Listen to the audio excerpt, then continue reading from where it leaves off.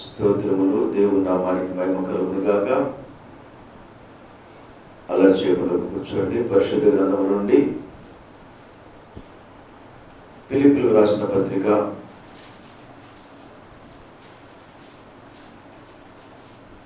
17-19 వచ్చిన వరకు మనం చదువుదాం.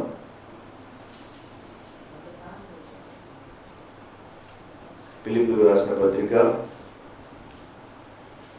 3వ అధ్యాయము 17-19 వచ్చిన వరకు చదువుకుందాం. సహోదరులారా, మీరు నన్ను పోలి నడుచుకొనుడి. మేము మీకు మాదిరి అయి ఉన్న ప్రకారము నడుచుకుని వారిని గురిపెట్టి చూడుడి.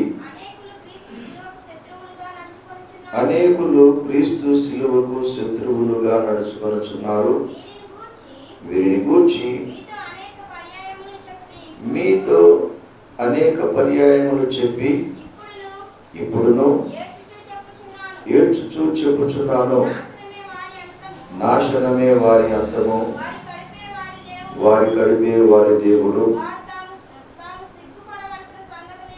వారు తాము సిగ్గుపడవలసిన సంగతుల యందు అతిశయపడుతున్నారు.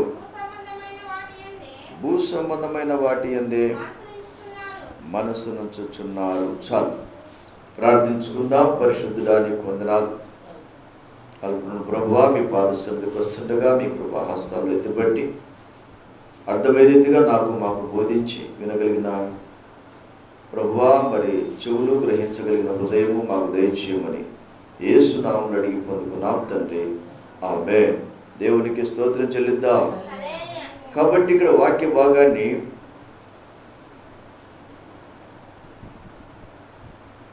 ఇది నారా ప్రభు మాట్లాడుతున్నాడు.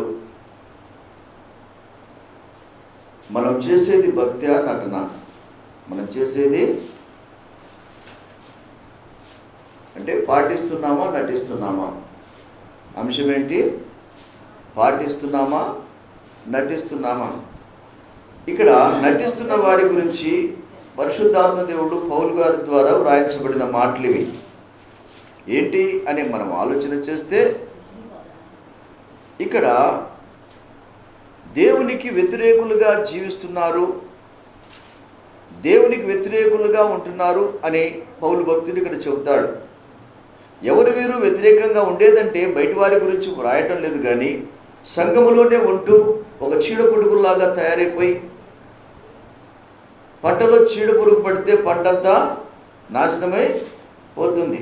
కాబట్టి సంఘములో కూడా కొందరు చీడపురుగులాగా తయారైపోయి సంఘాన్ని పాడు చేస్తున్నటువంటి దుర్దినాల్లో మనం ఉన్నామని పౌలు చెప్పగానే ముందుగానే పరిశుద్ధాత్మ ద్వారా తను వెల్లడిపరిచినట్టుగా మనం ఇక్కడ లేఖనాల్లో మనం చూస్తాం.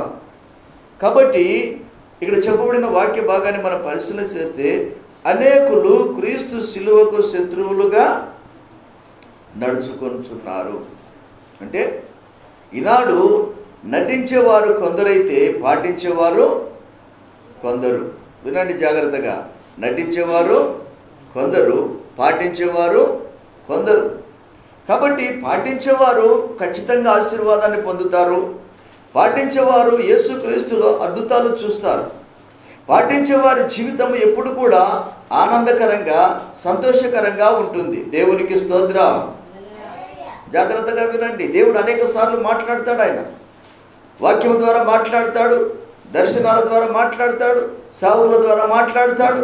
మాట్లాడుతున్నప్పుడు ఇవి దేవుని మాటలని గ్రహించగలిగిన వారి జీవితము అద్భుతంగా మార్చబడుతుంది. దేవునికి స్తోత్రం. అయితే ఇక్కడ భక్తులు చెప్పే ఎవరి గురించి చెబుతున్నారంటే నటించే వారి గురించి పరిశుద్ధాత్మ ద్వారా వ్రాయించబడిన మాట. ఎందుకంటే ఇక్కడ ఏమిటయ్యా అని చెప్పంటే పాటిస్తున్నామా నటిస్తున్నారా? నటించేవాడివి ఉన్నావా? పాటించేవారుగా ఉన్నారా? ఇక్కడ నటించేవారు ఏం చేస్తున్నారా అంటే క్రీస్తు శిలువకు శత్రువులుగా నడుచుకుంటున్నారంట. ఎవరికి శత్రువులు వీళ్ళు? దేవునికి, దేవుని పనికి శత్రువులు వీళ్ళు. క్రీస్తు శిలువ అనగా యేసుక్రీస్తు అనుభవించిన శ్రమలు. దేవునికి స్తోత్రం. యేసుక్రీస్తు ప్రభువారు అనుభవించిన శ్రమలు. కాబట్టి ఆ శ్రమల మార్గములో నడవలసినటువంటి క్రైస్తవ సంఘము ఇప్పుడు సుఖ సంతోషాల కోసం వెంపర్లాడుతుంది. స్వస్థతల కోసం, లేక అద్భుతాల కోసం, లేకపోతే ఆ సంతోషం, భౌతికమైన సంతోషం కోసము పాకులాడుతున్నటువంటి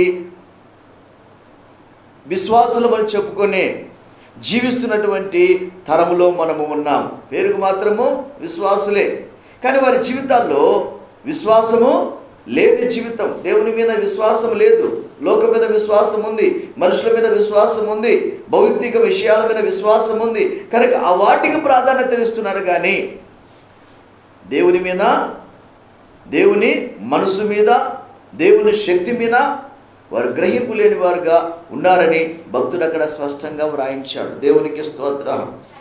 అందుకే పౌలు భక్తుడు అంటాడు, నేను ఏడ్చుచు చెప్పుచున్నాను. ఎలా చెప్తున్నాడు అతను? దైవజనుడు ఏడుస్తున్నాడు. కారణం ఏంటని చెప్పంటే వారి పరిస్థితులు బాగలేవు, వారి భక్తి జీవితాలు బాగలేవు. ఆ సంఘములో భయంకరమైనటువంటి భేదాభిప్రాయాలతో, వాళ్ళు అవిశ్వాసముతో వారి జీవితాలు కొట్టుమిట్టాడుతున్నాయి. ఆరిపోయే దీపాల్లాగా. ఎట్లా ఉంటుంది ఆరిపోయే దీపము? మినుకు మినుకు మినుకు మినుకు అంటుంటుంది. కారణం ఏంది దానికి? ఎందుకట్లా మినుకు మినుకు అంటుంది దీపము? నూనె లేనప్పుడు మాత్రమే దీపం మినుకు మినుకు. అంటే వాక్యం అనే నూనె లేదు, ఆత్మ అనే నూనె లేదు, పరిశుద్ధాత్మగా స్థావరం లేదు, పైకి భక్తి, దేవుని శక్తి లేదు. దేవుని శక్తిని అనుభవించకుండా పైకి భక్తి అనగా నటించే భక్తి. ఇది ఏ భక్తి అంటారు దీన్ని?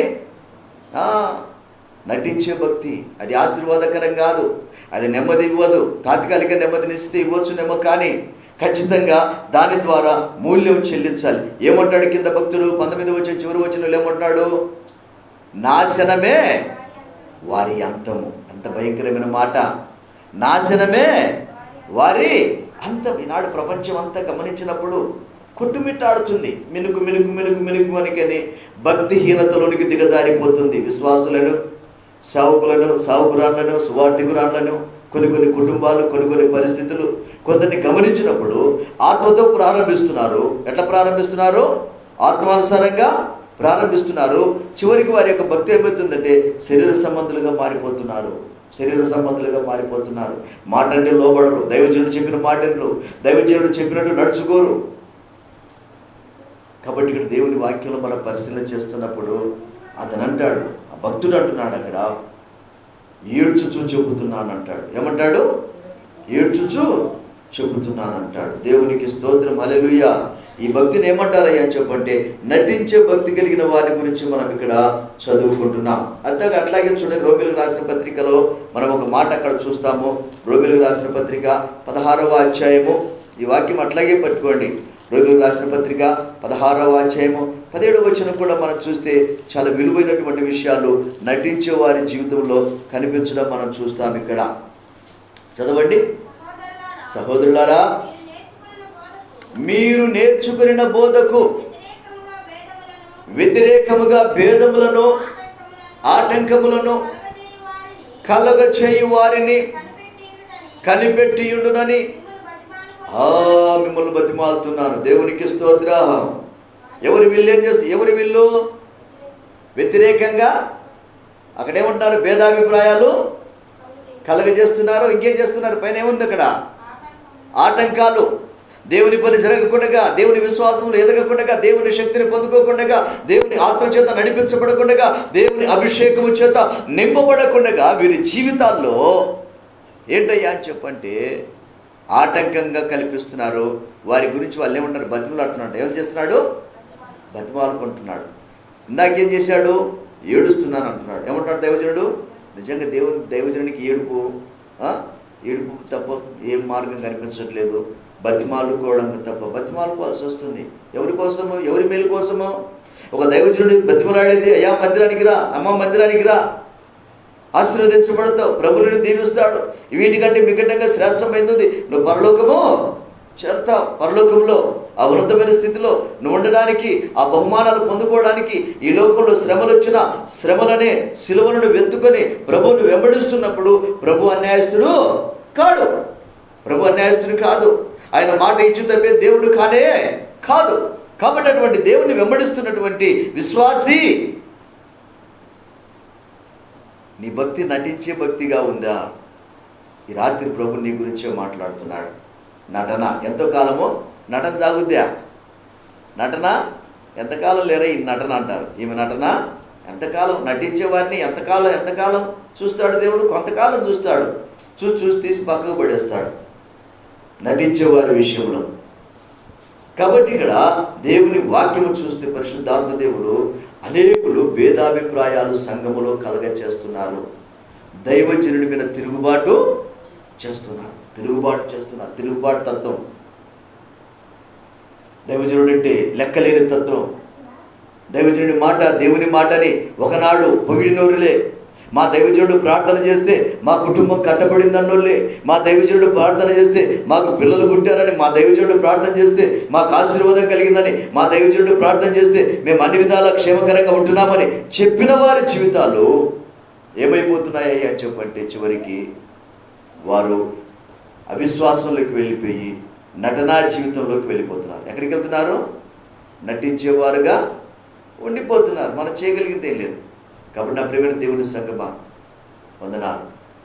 గమనించండి, ఇక్కడ మొదట వారి గురించి నేను అనేక సందర్భాల్లో కన్నీరు గార్చానంటాడు పౌలు భక్తుడు. పిలిపి రాసిన సంఘంతో ఏమంటున్నాడు? పిలిపి సంఘంతో ఏమంటున్నాడు? నేను అనేక మారులు ఏడ్చుచు కన్నీరు కాలుస్తున్నాడు సంఘం కొరకు కన్నీరు. అయ్యా, నా సంఘ బిడ్డలను కాపాడు ఆయన. అయ్యా, వారు దారి తప్పిపోతున్నారు ప్రభువా. వారిదైనా సరైన క్రమం లేదయ్యా, సరైన భక్తి లేదయ్యా. ఎటుబడితో నాయన గాలి చంద్రు కొట్టులాగుంది ప్రభువా. కల్పించబడిన ప్రతి బోధ వైపు, కల్పన కథల వైపు తిరుగుతున్నారు ప్రభువా. మేలైనటువంటి శ్రేష్టమైన వాక్యాన్ని అంగీకరించకుండా, వాక్యానికి లోబడకుండా, వాక్యం విలువలతో వారి జీవితాలు కట్టుకోకుండా వారు కడుపును బట్టి సంతోషిస్తున్నారు. వారి కడుపే వారి దేవుడు. అంటే కడుపే వారి, అంటే మా కడుపు నిండితే చాలు. ఏమంటున్నారు ఇక్కడ? వాళ్ళు ఏమంటున్నారు? మా కడుపు నిండితే చాలు, మాకింత వస్త్రాలు దొరికితే చాలు, మాకు భక్తి దేవుడు ఉన్నాడో లేడు మాకేం తెలుసు, మాకు ఎవరైనా దండం పెడితే అదే మాకు భక్తిని ఆ సంఘ దినాలలో వారు అలా ప్రవర్తించారని వాక్యం సెలవిస్తుంది. వారి మీద పనిచేసిన ఆత్మ, దురాత్మ ఈనాడు సంఘాల్లో పనిచేస్తుంది. విశ్వాసంతో ఎదగక, దేవుని కోసం కనిపెట్టుకోక, దేవుని శక్తి మీద ఆధారపడక, దేవుని ద్వారా ఆశీర్వాదాలు పొందకుండా ఈనాడు సంఘాలు గలిబిలైపోతున్నాయి. దేవుని రాకడ ప్రవేశించింది. సేవకులే తబ్బిపోయి పడిపోతున్నారు, తల్లకిందులైపోతున్నారు సేవకులు. కొందరి సేవకులను చూసినప్పుడు ఎంతో మనోవేదన కల్పిస్తుంది. ప్రారంభం ఆత్మీయంగా ప్రారంభించి మా దేవుడు లేకపోతే బ్రతకలేమనే భాషలు మాట్లాడి, ప్రవచనాలు చెప్పి, ప్రవక్తలమని చెప్పుకొని, పరిశుద్ధాత్మ చేత నింపబడ్డామని చెప్పుకొని ఈనాడు లోకం వైపు చూసి లోకంలో వైపు చేతులు చాపేటువంటి దరిద్రపు దినాల్లో మనం ఉన్నాం. నా ప్రియమైన దేవుని సంఘమా, 2, 3, 10 మంది, 20 మంది నమ్మకమైన సంఘంగా దేవుడు మలుచుకోవాలని, నమ్మకమైన వారిని దేవుడు దీవించాలని కోరుకుంటున్నాడు. దేవునికి స్తోత్రం. నువ్వు నమ్మకంగా ఉంటే నమ్మకమైన వారికి దీవెనలు మెండుగా ఉంటాయి. భక్తిలో నటించే భక్తిని దేవుడు అంగీకరించాడు. కాబట్టి వీరు ఏం చేస్తున్నారు? నటించేవారు ఏం చేస్తారు తెలుసా? భక్తి పరులాగా సంఘంలోకి వస్తారు, భక్తి పరులాగా సంఘంలో కూర్చుంటారు, భేదాభిప్రాయాలు తీసుకొచ్చి పెడతారు. ఏం చేస్తారు? భేదాభిప్రాయాలు పెడతారు. ఇది ఇట్టుంది, అది ఇట్టుంది, అదేందమ్మా స్తుతులు అంటారు, ఆరాధన అంటారు, పరిశుద్ధాత్మ అంటారు అని వ్యతిరేకించే వాళ్ళు కూడా లేకపోలేదు. పరిశుద్ధాత్మ చేత నింపబడకుండా, దేవుని ఆత్మ చేత వెలిగించబడకుండా, పరిశుద్ధాత్మలో శక్తి పొందుకోకుండా నామకార్థ సంఘాలు, నామకార్థ జీవితాలు. ఏదో ప్రార్థన ఆదివారం ఆడిదాకా ఆదివారం ప్రార్థన బ్యాచ్ ఒకటి ఉంటుంది, నెలసరి బ్యాచ్ ఒకటి ఉంటుంది, సంవత్సరానికి ఒకసారి బ్యాచ్ ఒకటి ఉంటుంది, పండగ బ్యాచ్. ఇది నాన్న ప్రభు మాట్లాడుతున్నాడు. నటించే అనుభవం మనలో ఆ మనసు ఉంటే ఈ రాత్రి తీసివేసుకోవడానికి దేవుడు ఒక మంచి అవకాశాన్ని కల్పిస్తూ తన సేవకుడి ద్వారా ఈ మాటలు మాట్లాడుతున్నాడు. దేవునికి స్తోత్రం. ప్రియమైన దేవుని పిల్లారా, రోషం కలిగిన సేవ మనం, రోషం కలిగిన విశ్వాసం మనం కలిగి ఉండాలి. విశ్వాసం అని చెప్పుకుంటూ విశ్వాసం లేకపోతే ప్రయోజనము లేనే లేదు. నేతి బీరకాయ అని చెప్పి బీరకాయలు నెయ్యి లేకపోతే ప్రయోజనము లేదు. సువార్థం అని చెప్పుకొని సువార్త అనగా సువాసనతో కూడినటువంటి మనసు లేకపోతే మన ప్రయోజనము లేదు. ఇది నన్ను ప్రభు మాట్లాడుతున్నాడు. నటించే వారి విషయంలో ఆయన కనిపెట్టి చూస్తున్నాడు. నటించే వారి గురించి భక్తుడు అంటాడు, నేను వారి కోసం కన్నీరు కారుస్తున్నాను. వారి కొరకు ఏం చేస్తున్నాను? కన్నీరు కారుస్తున్నాను. ఎంత బాధ, ఎంత బాధ. ఒక్కసారి పరీక్ష చేసుకుందాం. ఎందుకు వారు ఏం చేస్తున్నారు? ఏం చేస్తున్నారు? వారు సిలువకు వ్యతిరేకంగా నడుచుకుంటున్నారు. యేసుక్రీస్తు ఒక మాట చెప్పిన మాట ఏంటంటే, ఎవడైనను నన్ను వెంబడించగోరిన ఎడల వాడు తను ఉపేక్షించుకొని తన సిలువనెత్తుకొని నన్ను వెంబడించాలి. దేవునికి స్తోత్రం. చూసారా, ప్రభు చెప్ప ఎందుకు వెంబడించాలి, ఎందుకు శ్రమలు అనుభవించాలి, ఎందుకు నిందలు అనుభవించాలి, ఎందుకలా అటువంటి ఆ మార్గం నడవాలంటే ఆ మార్గమే నిన్ను పరలోకం చేర్చే మార్గం. దేవునికి స్తోత్రం. ఆ మార్గం నిన్ను పరలోకం చేరుస్తుంది. ఈ లోకంలో ఒకవేళ అందరూ నిన్ను గుర్తించకపోవచ్చు, అందరూ నిన్ను గౌరవించకపోవచ్చు, అందరూ నీ గురించి గొప్పగా చెప్పకపోవచ్చు, అందరూ నీకు దండలు వేయకపోవచ్చు, కానీ ఒకానొక రోజు వస్తుంది, ఆ ప్రభు సన్నిధిలో నిలబడినప్పుడు, ఆ ప్రభు మహిమ నీ మీద ప్రకాశించినప్పుడు ఎంత సంతోషం, ఎక్కడ లేని సంతోషం.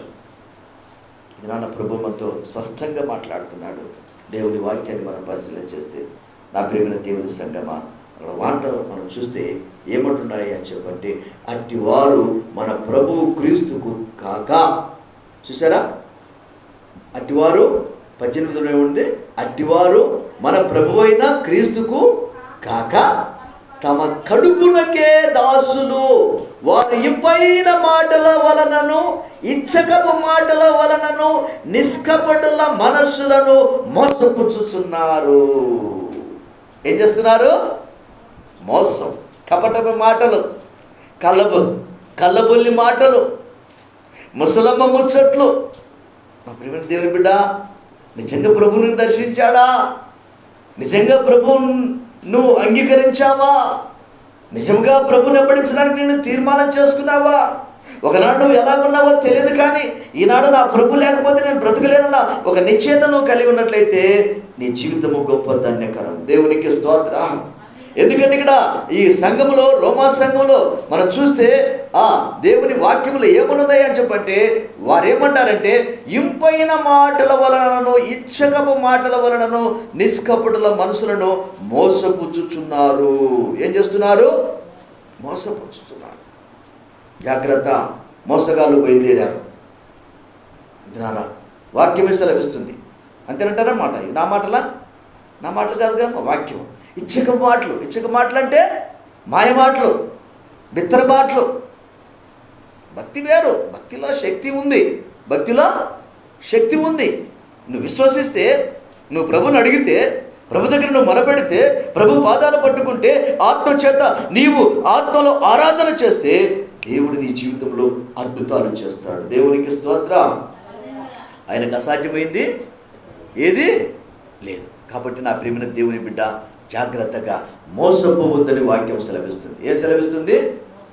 మోసపోవద్దు. దేవుడు వెక్కిరించబడడు. దేవుడు వెక్కిరించబడేవాడు కాడు, వెక్కిరించబడడు. మోసపోవద్దు. దేవుడు వెక్కిరించబడడు. మనం మోసపుచ్చుకోకుండా దేవుడు ఎదగాలని ప్రభు కోరుకుంటాడు. ఇంకొక మాట కూడా మనం చదువుకుందాం. పరిశుద్ధ గ్రంథంలో మనం చదివితే అక్కడ దేవుని వాక్యములో చదవండి. 2 కొరింథీ పత్రిక 11వ అధ్యాయము 13వ వచనం మనం చదువుకుందాం. 2 కొరింథీ పత్రిక 13వ అధ్యాయము 11వ వచనాన్ని కూడా మనం ఒకసారి చదువుకుందాం. దేవునికి స్తోత్రములు.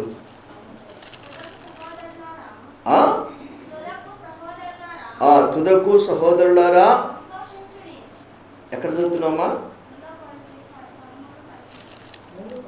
2 కొరింథీ పత్రిక 11వ అధ్యాయం 13వ వచనం. ఏలయనగా అట్టివారు క్రీస్తు యొక్క అపోస్తలుల వేషము ధరించుకున్న వారై ఉండి దొంగ అపోస్తలులను మోసగాండును పనివారునై ఉన్నారు. చూసారా, ఎవరు వీరు? ఎవరమ్మా? మోసగాండ్లు అంట. చూసారా, ఏలైనగా అట్టి వారు క్రీస్తు యొక్క అపోస్తుల వేషము ధరించుకుని వారై ఉండి దొంగ అపోస్తులను మోసగాండ్రులు పనివారునై ఉన్నారు. వీడు కన్నీరు గార్చరు, కనికరపరుడు, మంద కోసము ప్రాముఖ్యత కనిపెట్టుకొని ఎప్పుడు ప్రార్థన చేస్తూ ప్రభు పాదాలు పట్టుకొని బలిపీఠం దగ్గర కూర్చొని నిత్యము బలిపీఠం దగ్గర కన్నీరు కారుస్తూ ప్రభువుకు ప్రతిష్ఠించుకొని వారి యొక్క సమస్తాన్ని విడిచిపెట్టి వారి బ్రతుకుదెరువు విడిచిపెట్టి సేవకు సమర్పించుకొని ఉన్నటువంటి సేవకులు ఉన్నారు. నామకార్థ సేవకులు, తాత్కాలికమైన బ్రతుకుదెరువు సేవకులు కూడా చాలామంది ఉన్నారు. వారి కడిపే వారి దేవుడు, వారి పేరు కోసమో వారి బ్రతుకు కోసమో వారి యొక్క స్థితిని కాపాడుకోవడానికి, అర్థమవుతుంది మాటలో, వారి స్థితిని కాపాడుకోవడానికి వచ్చినటువంటి వారుగా ఉన్నారు. వారిని వెంబడిస్తే వారు చివరికి నరకానికి వెళుతారు. వారితో వెంబడించే వారు కూడా నరకానికే. ఈ ప్రతిష్ట సేవ అంటే 22 సంవత్సరాల అనుభవం అన్నీ విడిచిపెట్టి పని విడిచిపెట్టి ప్రభు కోసం ప్రభు ఇస్తే తినడం, లేకపోతే దేవునికి స్తోత్రం, హల్లెలూయా.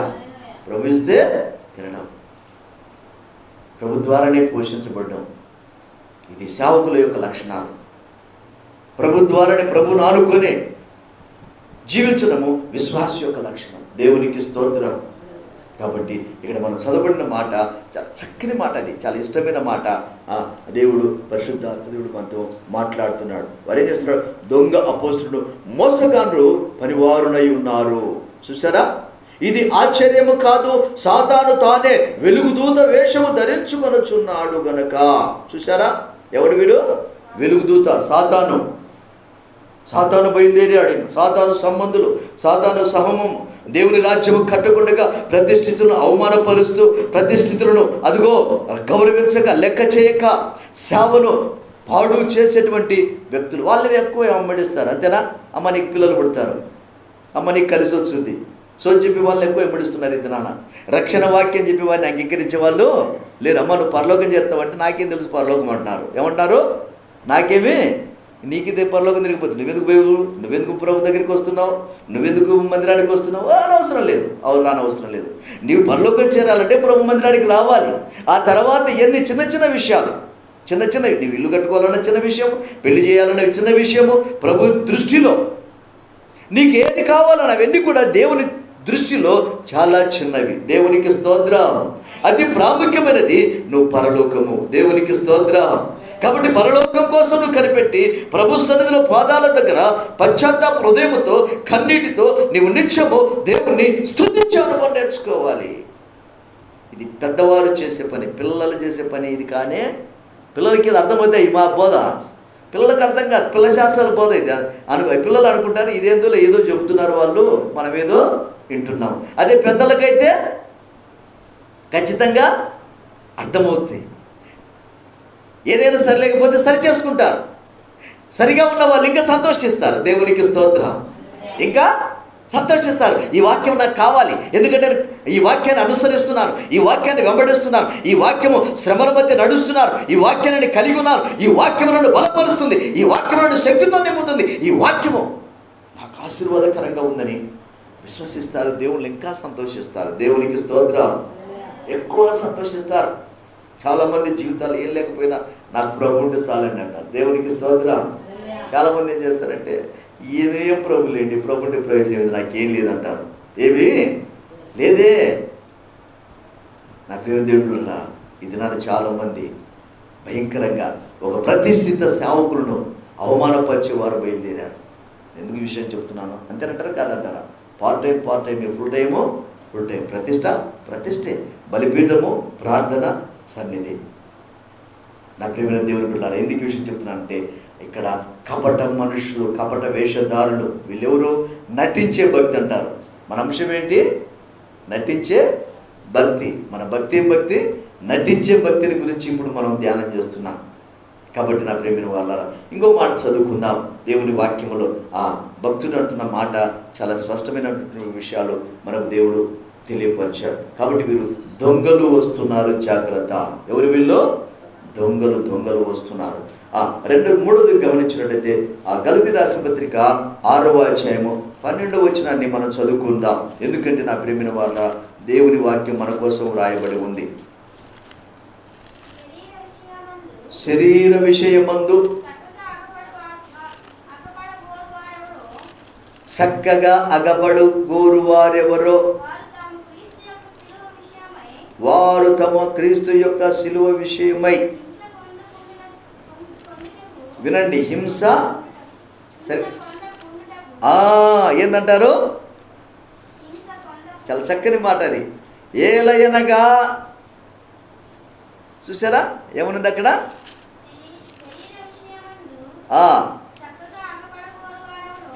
చూసారా?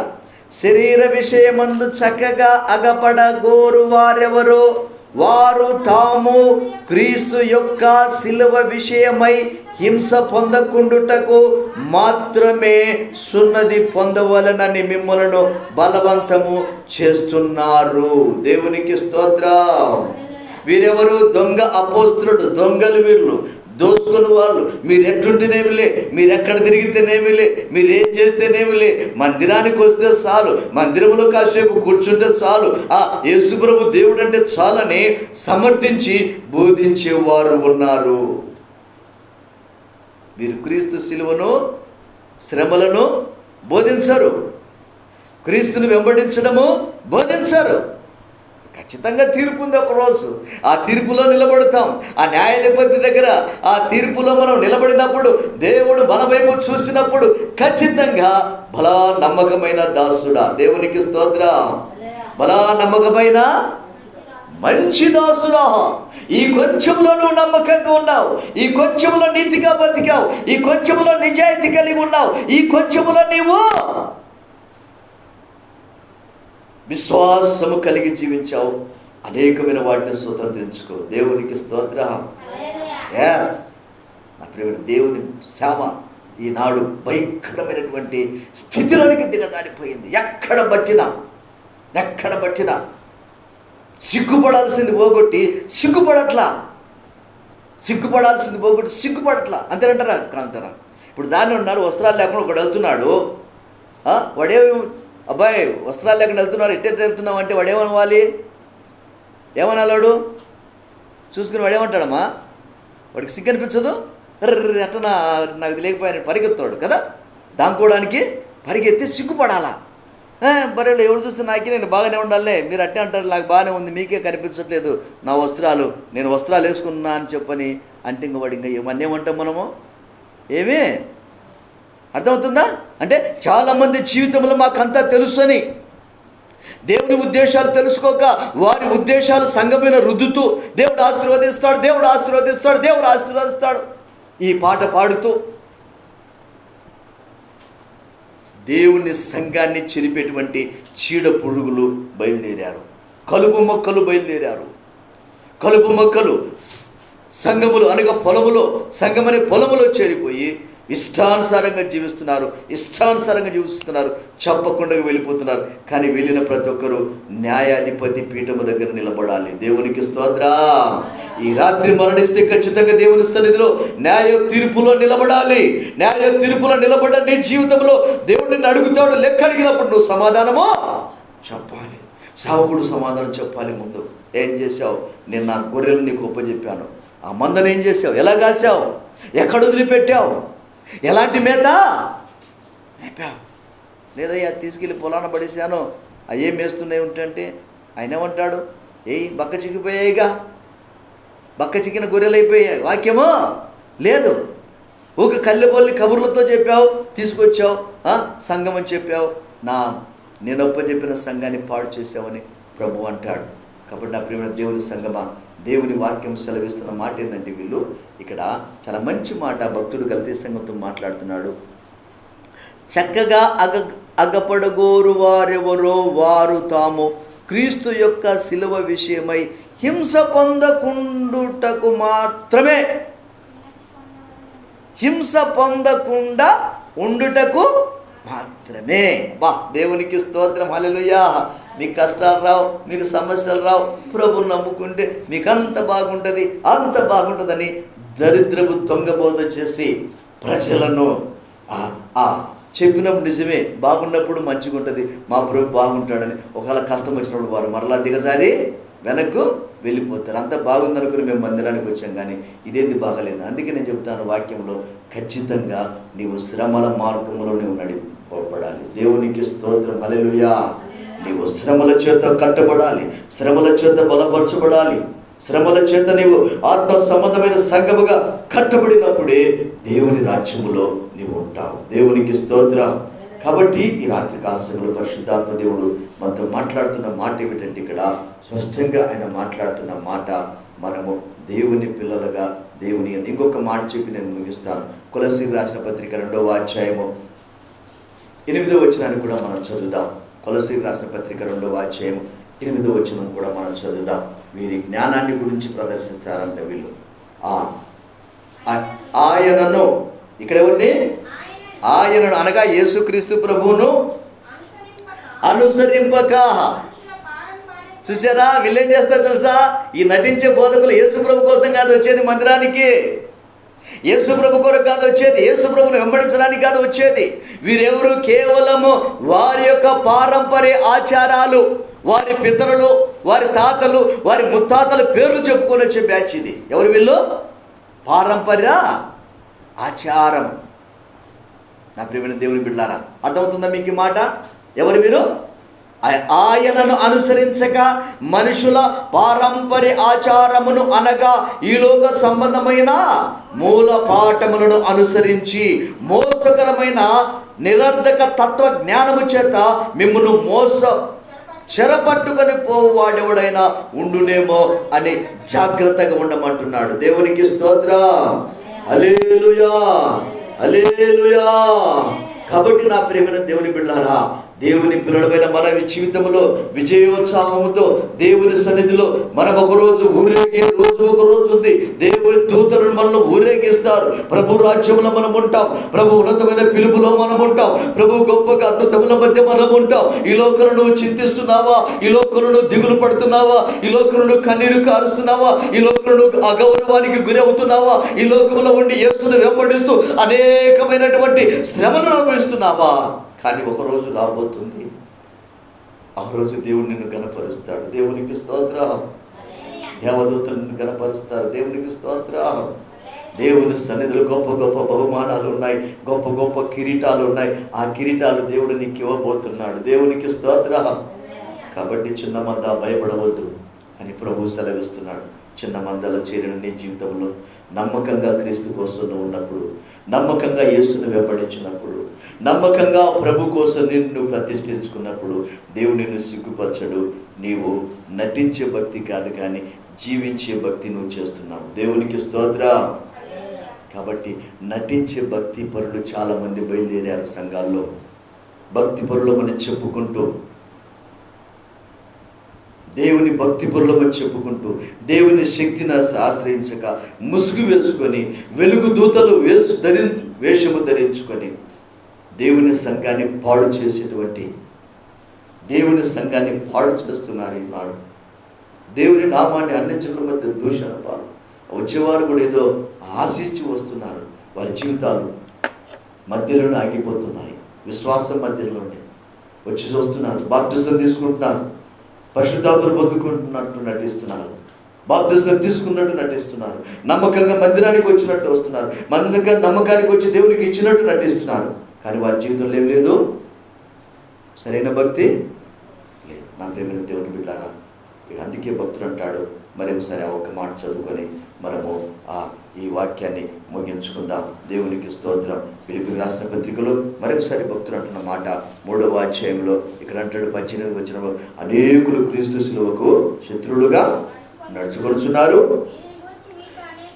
వీరిని గూర్చి నేను మీతో అనేక పర్యాయములు చెప్పి ఇప్పుడును ఏడ్చుచూ చెప్పుచున్నాను, నాశనమే వారి అంతం. అంతే, నాశనమే వారి అంతము. ఎందుకంటే వారి కడుపే వారి దేవుడు, వారి పేరే వారి దేవుడు, వారి పేరు ప్రతిష్టల కోసం, వారి కడుపు కోసం, వారి భక్తి కోసం, వారి యొక్క జీవనోపాధి కొరకు దేవునికి కార్యకు వస్తున్నారు. కానీ కానీ యేసుక్రీస్తు రక్షకుడు. ఆయన నా పాపాల కొరకు రక్తం చిందించిన వాడు, ఆయన కలవరి శిలువలో మరణించిన వాడు, ఆయన 3 దినములు సమాధి చేయబడి నా కొరకే మరలా పునరుద్ధరణ తిరిగి లేచిన గొప్ప దేవుడు. నా కొరకు మోయలేని శిలువ మాను యెరూషలేము వీధులు అదిగో మోస్తూ కొరడా దెబ్బలతో ఆ హింసించబడిన యేసయ్య, నా యేసయ్య నా కొరకు గాయపరచబడ్డాడు. నా పాపాల కొరకు ఆయన కలవరి శిలువలో రక్తము చిందించాడన్న విశ్వాసం లేక అనేక జీవితాలు దుర్బోధల చేత తిప్పబడి, లోకాశల చేత నింపబడి, లోకస్తులు ఏదైతే ఆశిస్తున్నారో, లోకస్తులు ఏదైతే మొగ్గు చూపుతున్నారో ఆ లోకస్తుల వెంబడి పడిపోయి విశ్వాసులు, సువార్థికురాళ్ళు, సేవకులు ప్రతి ఒక్కరు కూడా ఆ మాయలో పడిపోయి ఆ మాయ ప్రపంచంలో కొట్టుమిట్టాడుతున్నారు, ఆరిపోయే దీపములాగా. దేవునికి స్తోత్రం, హల్లెలూయా, హల్లెలూయా. కానీ మనం దీపాలు దేవుడు వెలిగించాడు. దేవునికి స్తోత్రం. ఇక మినుకు అనవాడికి అవకాశము, మినుకు అంటుందంటే నీలో ఆత్మ లేదు, మినుకు అంటుంటే అదిగో నీలో వాక్యము లేదు, వాక్యము లేక నీవు అదిగో స్థిరత్వం లేక అదిగో కదల్చబడుతున్నావు, గాలి చెదరగొట్టు పొట్టులాగా కదల్చబడుతున్నావు. నీవు భక్తిలో నటిస్తున్నావు, నటించే వీరుడుగా నటించేటువంటి వీరత్వం నువ్వు కలిగి ఉన్నావు, వీర వనితలాగా ఉన్నావేమో. నీ నటన కొంతకాలమే, అర్థమవుతుందా? నీ నటన కొంతకాలమే పనిచేస్తుంది, కొంతకాలమే నువ్వు భక్తి, తర్వాత నువ్వు నాశనము నీ అంతమని వాక్యము సెలవిస్తుంది. నా ప్రియమైన దేవుని సంగమా, ఒకనాడు నిన్ను చూసినప్పుడు ఇక్కడ నమ్మకంగా జీవించి, నమ్మకంగా ప్రభువుకు మందిరానికి వచ్చి, నమ్మకంగా వాక్యానికి లోబడి, నమ్మకంగా సేవకుడు చెప్పినట్టు విని, నమ్మకంగా నీ నమ్మకత్వాన్ని ప్రదర్శిస్తే ఒకనాడు ప్రభు నిన్ను గురించి పొగుడుతారు దూతలు. దేవునికి స్తోత్రం, హల్లెలూయా. ఎక్కడి నుంచి వచ్చారు వీళ్ళు? ఎన్ని తెల్లని వస్త్రాలు ధరించి వచ్చారు? ఎక్కడి నుంచి వచ్చారయ్యా చెప్పంటే, వీరు మహాశ్రమల ద్వారా వచ్చారు. దేవునికి స్తోత్రం. వీరు నటించి రాలేదు, జీవించి వచ్చారు. ఆటుపోట్లను ఎదుర్కొన్నారు, సమస్యలను వదులుకున్నారు, సమస్తాన్ని విడిచిపెట్టారు, సమస్యల మధ్య నడిచారు, అదిగో రకరకాల హింసల మధ్య నడిచారు, అదిగో యేసుక్రీస్తు కొరకు తమను తాము అప్పగించుకున్నారు, సావుకులకు అప్పగించుకున్నారు. కనుక అదిగో వారే అదిగో పరిశుద్ధులు, వారే తెల్లని వస్త్రములు ధరించుకొని అదిగో శ్రమలతో వచ్చిన వారు, వారి యొక్క రక్తము చేత వారి వస్త్రములు ఉదుకుకొని తెలుపు చేసుకున్న వారని వారిని గురించి పరలోకంలో పొగడబడుతుంది. దేవునికి స్తోత్రం. వారికి మాత్రమే యేసుక్రీస్తు ప్రభు దేవుడు. దేవునికి స్తోత్రం. నటించే వారికి కాదు. మరి నీ భక్తి నటన, నీ భక్తి నటనతో కూడిందా? ఈ దినాన మనం పరీక్ష చేసుకుందాం.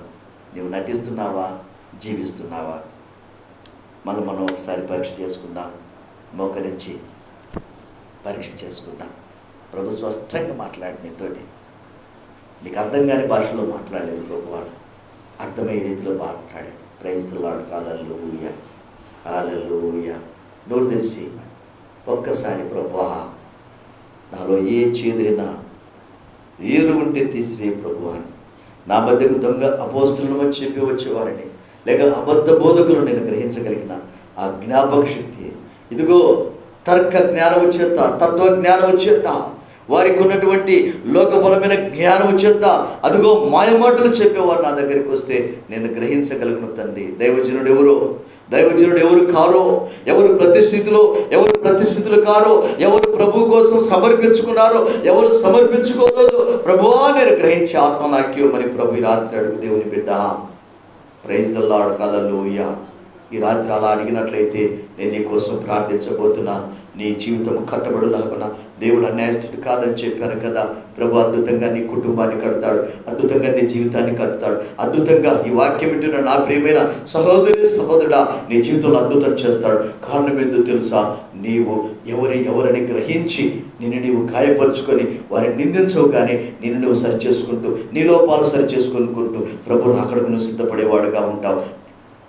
నువ్వు సేవకుడివా, నువ్వు సువార్థిరాలివా, లేకపోతే నువ్వు అదిగో మరి దేవుని పిలుపు కోసం కనిపెట్టి నువ్వు దేవుని వెంబడించే వ్యక్తివా, లేక విశ్వాసివా, నువ్వెవరైనా సరే నీకే ఈ వాక్యము అదిగో భక్తుడు అంటున్నాడు. నేను ఏడ్చూచు చెబుతున్నాను అనేక ప్రియాలను చెప్పాను. ఇప్పుడు కూడా ఎందుకంటే నాశనమే వారి అంతం. మరి నాశనానికి వెళతావా? పరలోక నిత్యంతో ఉంటావా? నేను నువ్వు పరీక్ష చేసుకో. నేను నీ కోసం ప్రార్థన చేస్తున్నాను. మహాపరిశుద్ధుడా, నీ ఘనమైన పాదాలకు వందనాలు తండ్రి. ఈ రాత్రి స్పష్టంగా మాతో మీరు మాట్లాడినాను. ప్రతి మాటకే నీ వందనాలు చెల్లించుకుంటున్నాను. భయంకరమైన దినాలు తండ్రి.